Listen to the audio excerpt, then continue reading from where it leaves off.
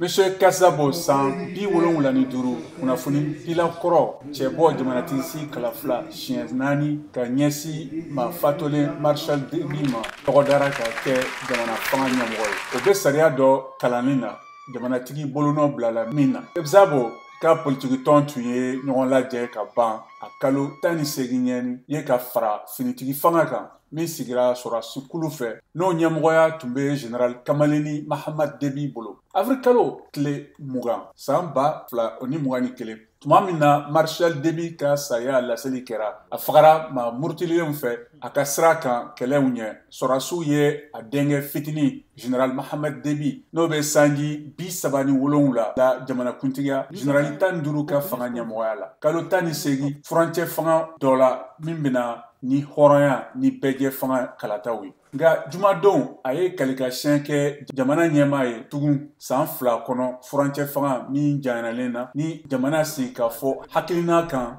min tun kan ka Tchad jamana kɔnɔfɛnw bɛɛ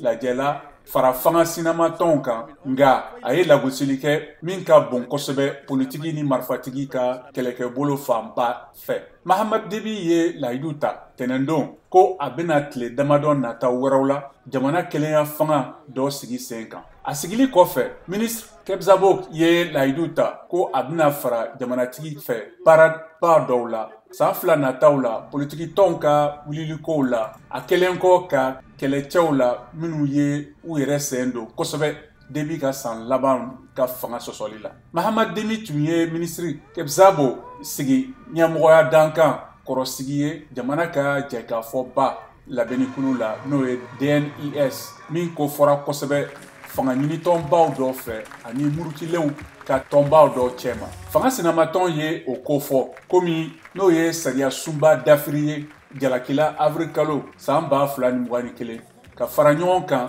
ni ministri Kasabo ka politiki tɔn ye o waati nin na. O b'a jate minɛ ko DNIS ye Déby ka masaya to fanga la kude sibiridon.